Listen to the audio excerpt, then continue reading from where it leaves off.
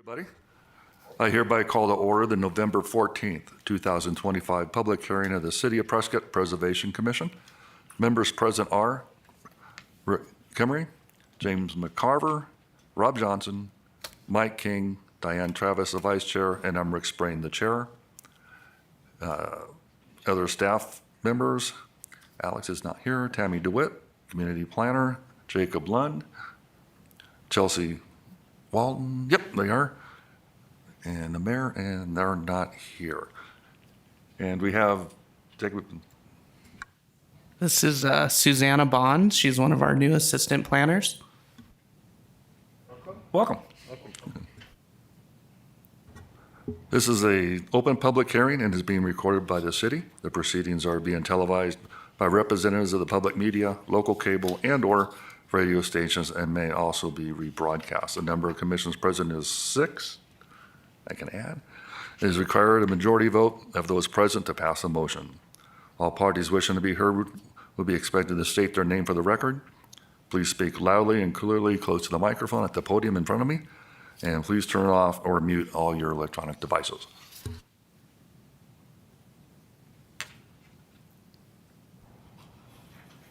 Next on the agenda is to approve the October 20th, 2025 Prescott Preservation Committee minutes. Do we have any comments on it? Rick Kimmery, I wasn't here at the last meeting, so I can't approve or disapprove these. Do I have a motion to pass? Diane Travis, I move to pass the October 20, 2025 minutes. It's Rob Johnson. I second that. All in favor? Aye. And motion passes.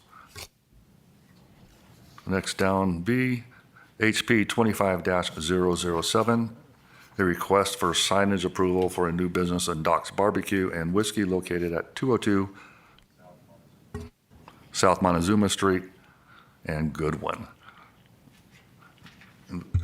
Thank you. Good morning, Chairman, members of the committee. Tammy DeWitt, Community Planner. So we have before you a request for a new signage at the previous Coke Grill for Doc's Barbecue and Whiskey. Here's some historical pictures of the property. Pre-fire, we did have a 4-story hotel in the corner there. And then after it burned down, we had another building built. It had different uses. There was an oil change facility. Then I think the last was the cigar shop. And then it was vacant for a while until the new owners purchased the property and they developed it into the Coke Grill property, which you guys reviewed a few times in front of this body. So now we have a new sign that's being proposed.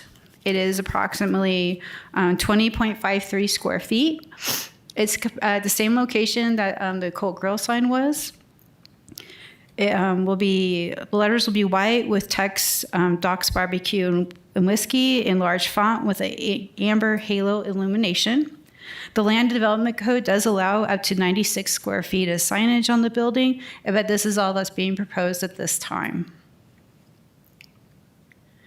We did review it against the historic preservation guidelines, the master plan for the Courthouse Plaza Historic District, which the district for signage promote continued use of Courthouse Plaza Historic District as a cornerstone commercial and business area with historical consistent and compatible development.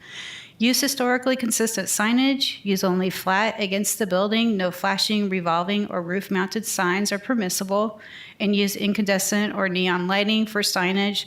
Box cabinet or fluorescent signs are not acceptable in this district. So this was reviewed against that criteria.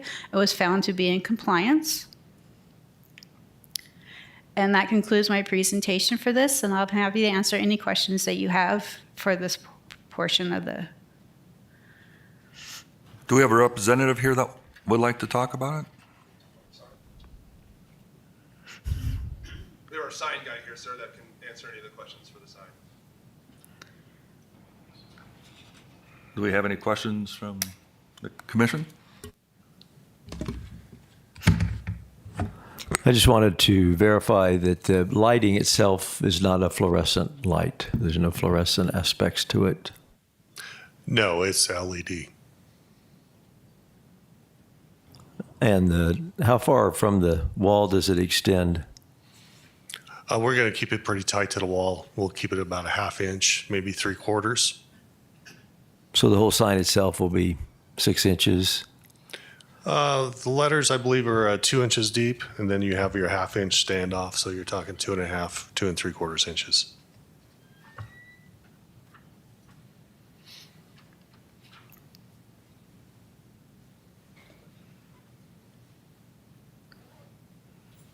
Any other discussion or questions?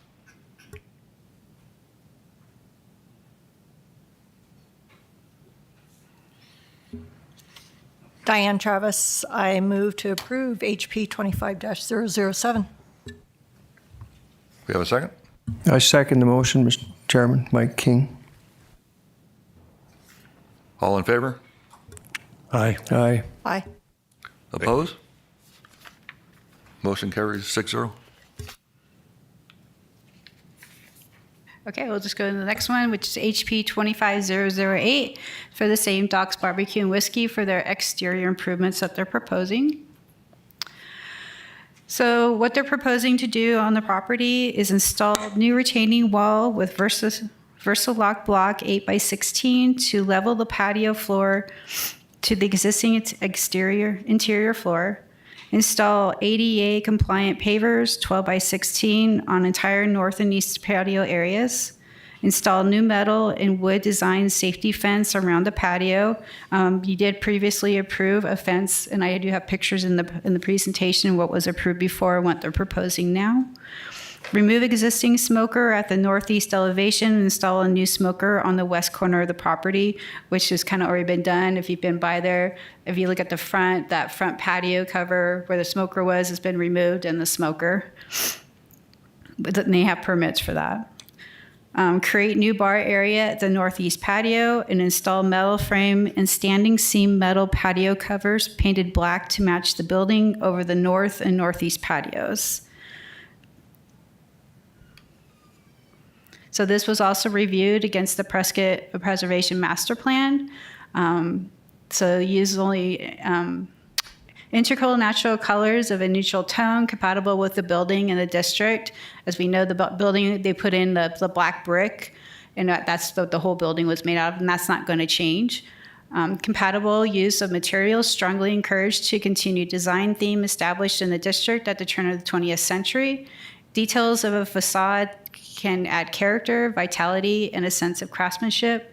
And details should generally be constructed of materials already present in the building, as in brick.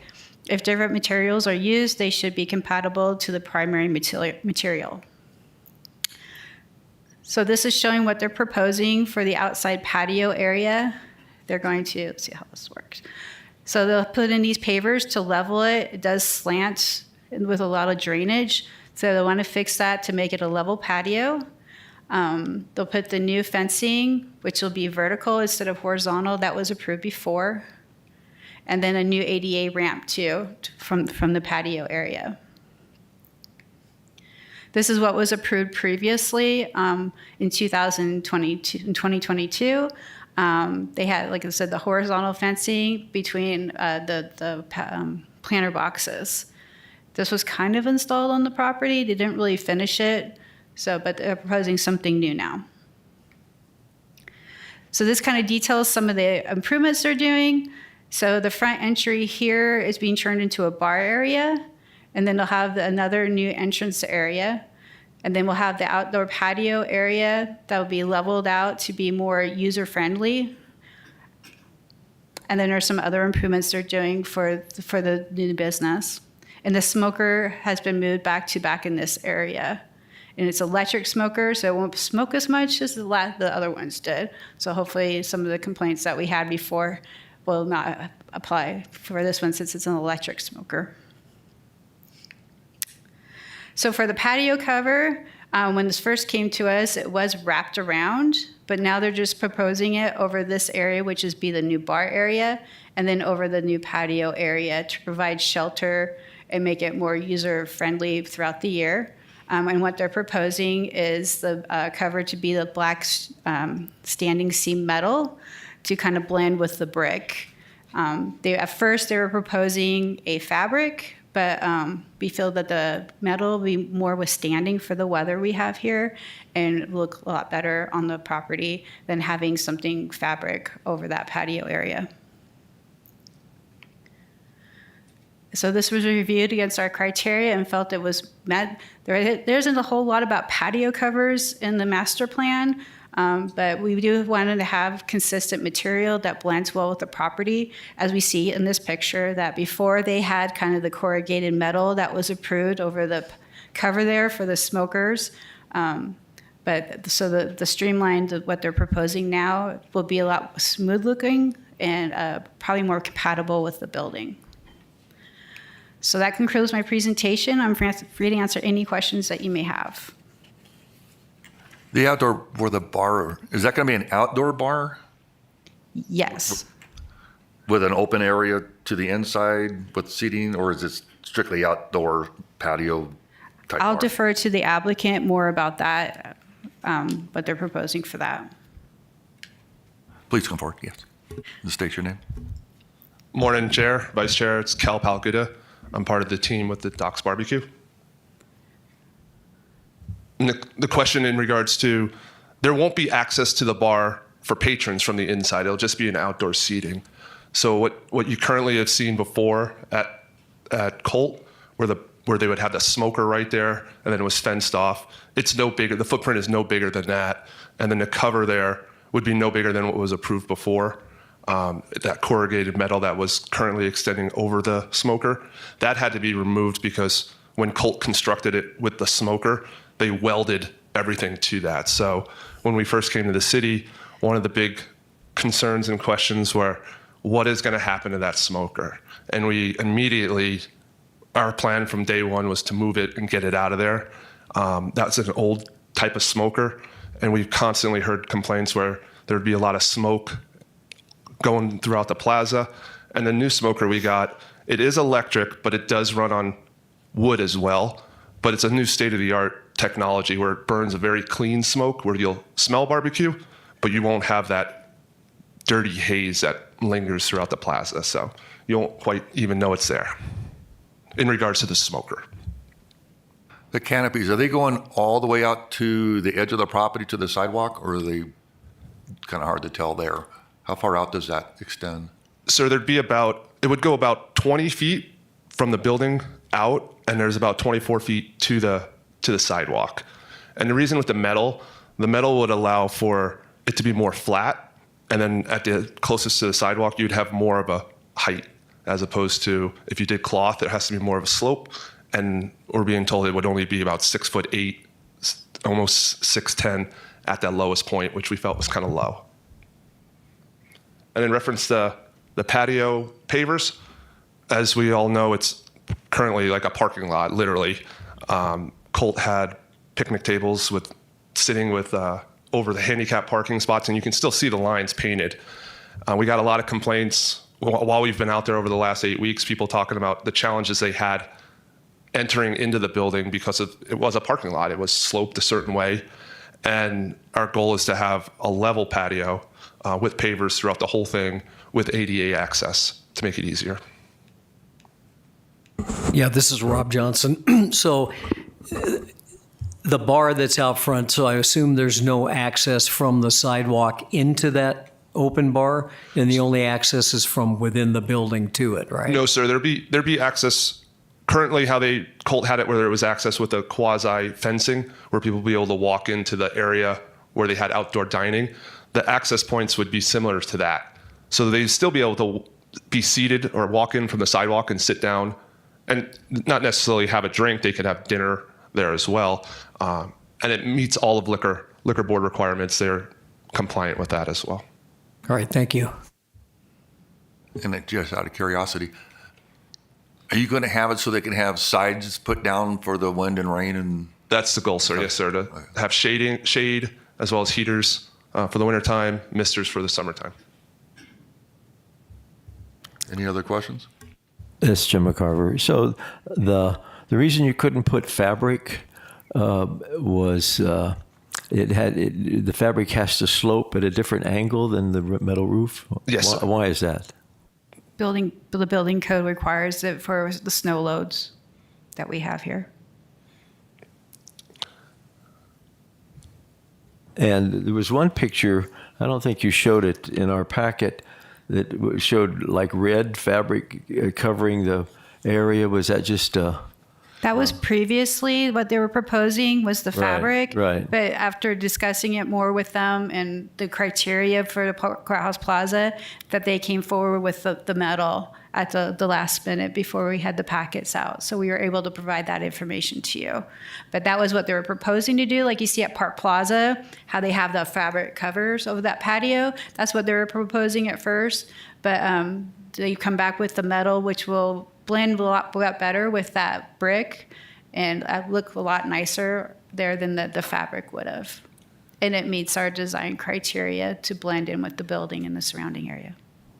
although for the historic district, they recommend awnings with fabric. But these not aren't metal. awnings, they're patio covers, and it doesn't really address it in the master plan of patio covers.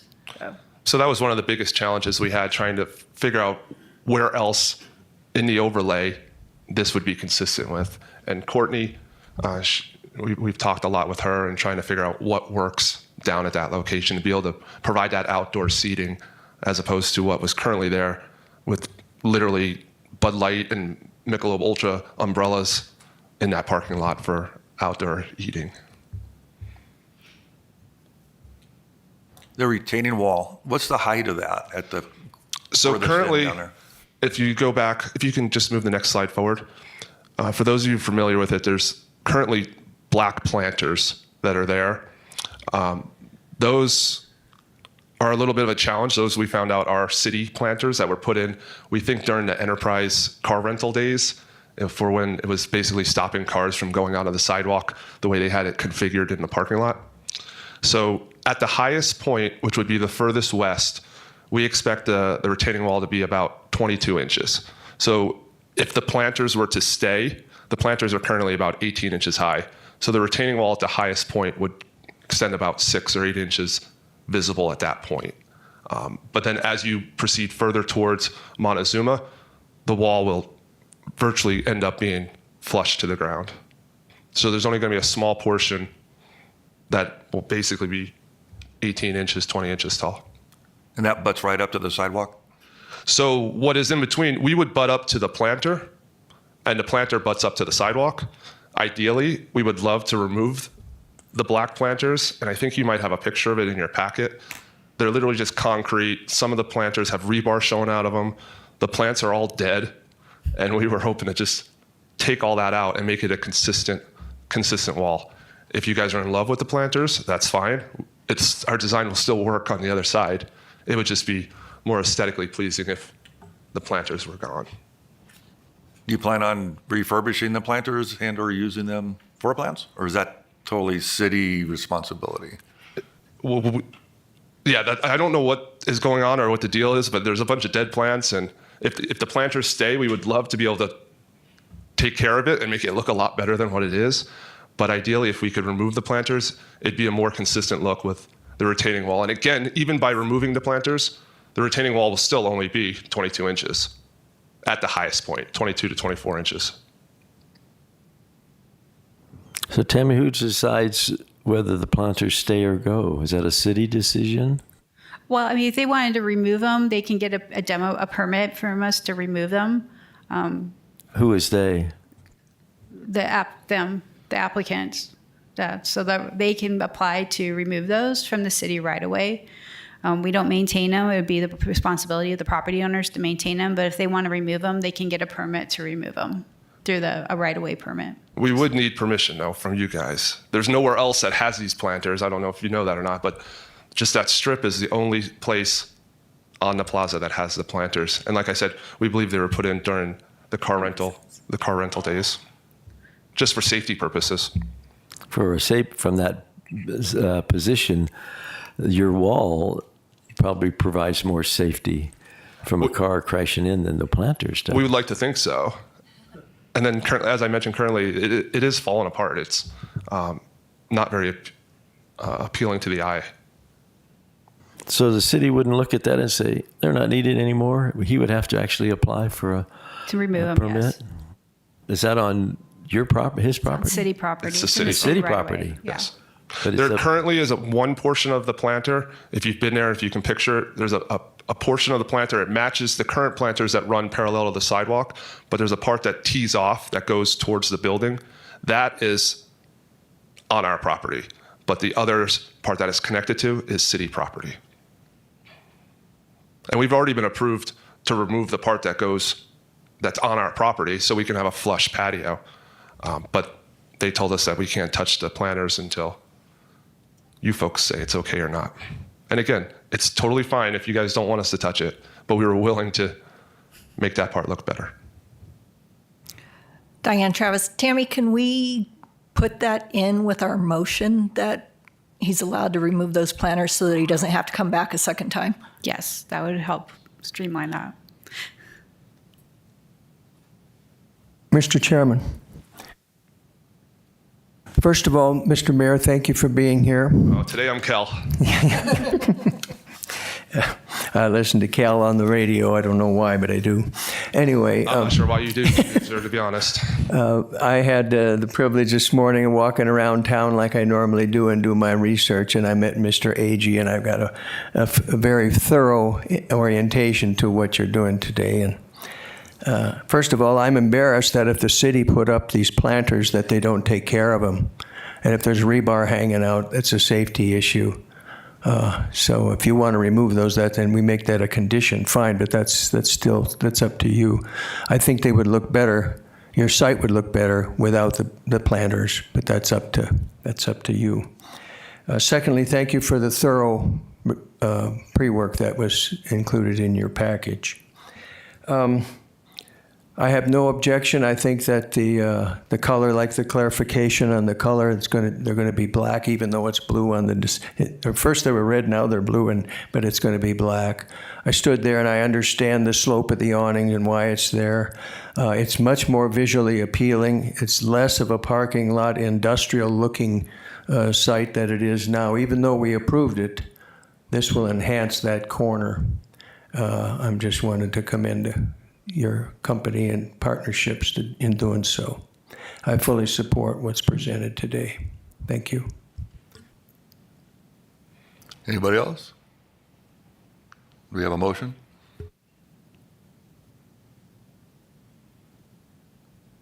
Mr. Chairman, my name is Michael King, and I move that we approve the project. I don't have the number right here right now, but It's on the screen. 15008, thank you. And that would be with the condition that if you wanted to remove the planters, you wouldn't have to come back to us to do that. We're supportive of removing the planters.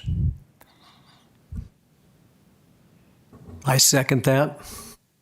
Will that motion work for you? With Yes. the plans? All in favor? Aye. Against? Motion carries 6-0. Thank you. Thank you very much, guys. When do you plan on opening? Hopefully first week of December. December 1st is a Monday. Hopefully we're cooking some barbecue. So you're all welcome to come on down. Thanks, guys. And we do have some updates for you. We were asked about the property on Goodwin with the patio covers that go in the right of way. So we reviewed where they were in their process and what still needs to be done. So we had started a code case on it, the property. And so they were given a list of everything that they needed to do in what order.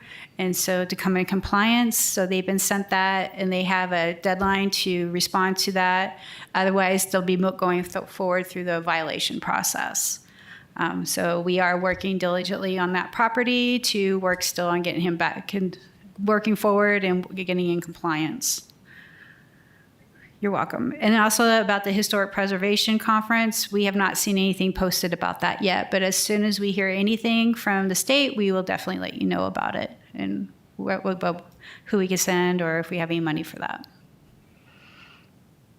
And And in regards to the hotel on Whiskey Row, I'm sure you all have heard that it did get approved by council.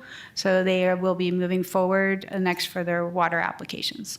So, but that's all we have for you today.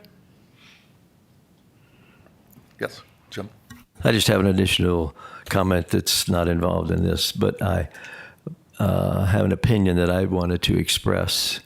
So I'd like to make some comments about the Broadbent and Associates evaluation of the action items that we had today. It's my opinion that the commission has done an outstanding job over the years reviewing and making recommendations on remodel and construction projects brought before us.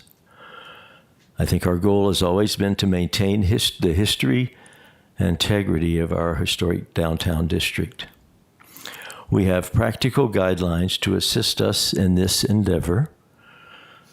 In fact, the City Ordinance 3744, approved in April '98, said that we are to use those master plan guidelines in our decision making. Occasionally, we have reached out to SHPO for their input, but I feel that decisions regarding outsourcing opinions should be made by the Preservation Commission. Information relayed by the consultant adds another layer of bureaucracy and in some cases controversy to decision making on the commission's part. And if there's a cost involved in this, which I suspect there may be, I don't feel that's a good use of our city money. I think we can make those decisions and get help if we deem it necessary. Thanks. Mr. Chairman, I didn't know that my colleague would address this issue, but I don't have a different opinion, but I just want to thank the city for bringing Broadbent into our dialogue as subject matter experts. Kaylee has not been with us. Kaylee is not trained in historical preservation. We have people that are subject matter experts, and that includes SHPO as well, because we have asked SHPO for advice. We'd be remiss if we didn't. So I thank you for bringing in subject matter experts, Broadbent, in this particular aspect as well as the other. As far as who determines whether they should bring that in, I think that's still up for grabs because I think that was talked about at a city council study session on October 28th. Yeah. So that's still up in the air. But I just want to thank you for bringing in subject matter experts to help us analyze these kinds of things. I view it no more so than if Kaylee was presenting the information. Thank you. All right. Thank you for the comments, and I do apologize. We're a little bit off topic from the staff updates and general announcements. So I do appreciate the comments, and we can discuss this further if you'd like at a future meeting. But yeah, I don't want to stray too far off the agenda at this point. Anybody else have anything? Meeting adjourned.